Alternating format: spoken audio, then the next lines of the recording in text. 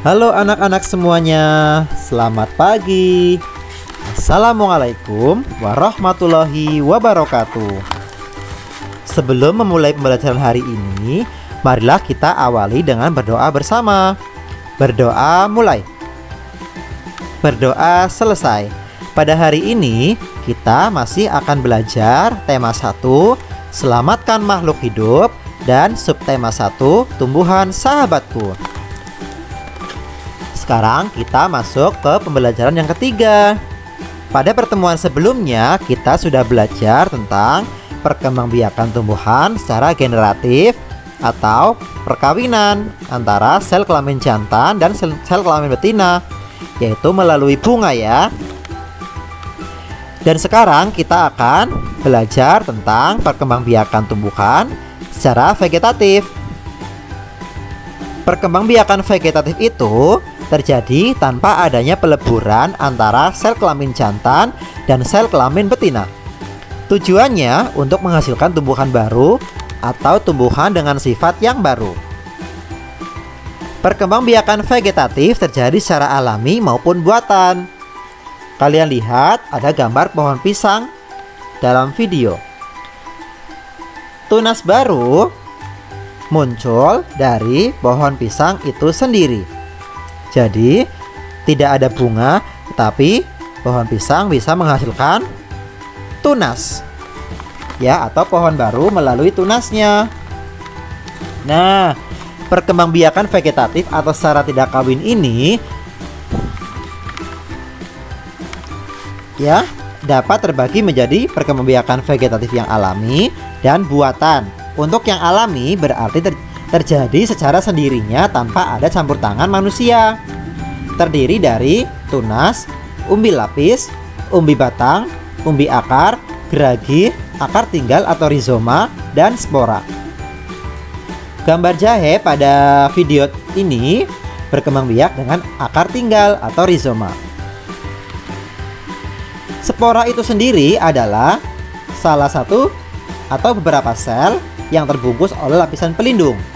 Sedangkan tunas yaitu bagian tumbuhan yang baru tumbuh dari kecambah atau kuncup yang berada di atas permukaan tanah atau media seperti pohon pisang tadi ya.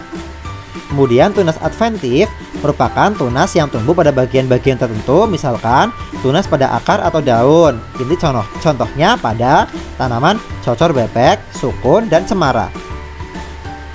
Tanaman sukun itu bisa tumbuh jauh sekali dari pohon induknya karena tanaman sukun melalui tunas adventif. Umbi lapis merupakan jenis umbi yang terbentuk dari beberapa tumpukan daun yang tersusun dalam format roset. Selanjutnya, rizoma memiliki fungsi tambahan selain fungsi pokok seperti batang. Rizoma itu sendiri adalah modifikasi batang tumbuhan yang tumbuh secara menjalar di bawah permukaan tanah dan dapat menghasilkan tunas dan akar yang baru dari ruas-ruasnya. Sedangkan geragi atau stolon merupakan modifikasi batang yang tumbuh menyamping dan di ruas-ruasnya tumbuh jadi bakal tanaman baru. Kira-kira tumbuhan apa saja yang berkembangbiak dengan tunas? Nah, ini dia tumbuhan yang berkembangbiak dengan tunas. Ada nanas, pisang, bambu, dan tebu. Mereka semua adalah tumbuhan yang berkembangbiak dengan tunasnya. Tumbuhan yang berkembangbiak dengan umbi lapis yaitu bawang merah, ya, bawang bombay, bawang putih, bunga bakung, dan bunga tulip. Tumbuhan yang berkembangbiak dengan umbi akar yaitu kentang dan singkong. Tumbuhan yang berkembangbiak dengan umbi batang yaitu wortel dan talas. Tumbuhan yang berkembangbiak dengan tunas adventif yaitu cocor bebek, cemara, dan juga tanaman sukun. Untuk tumbuhan yang berkembangbiak dengan geragi, contohnya adalah pegagan, enceng gondok, rumput teki, dan stroberi.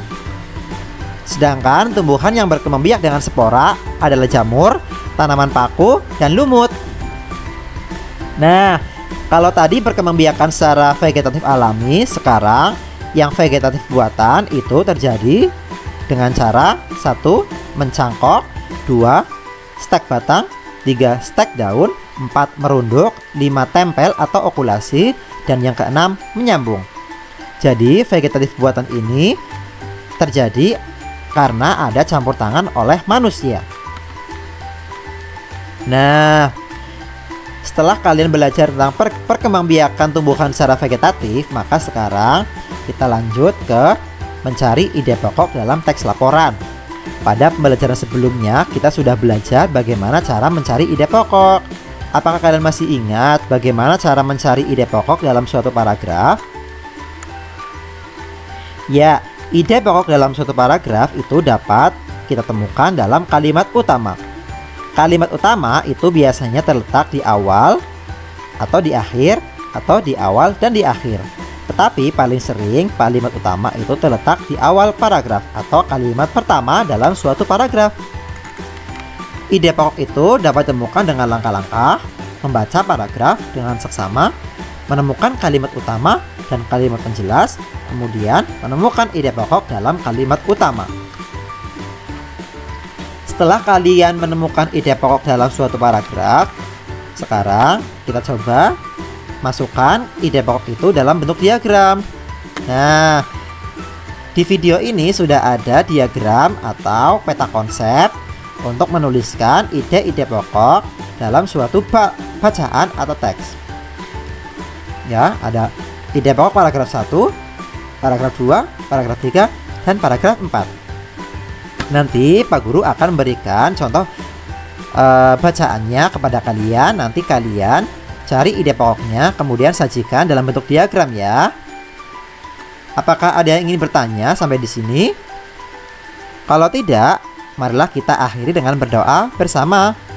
Berdoa mulai. Berdoa selesai. Baiklah, cukup sampai di sini dulu pembelajaran kita hari ini ya. Apabila kurang jelas, silakan bertanya kepada Pak Guru. Pak Guru akhiri. Wassalamualaikum warahmatullahi wabarakatuh.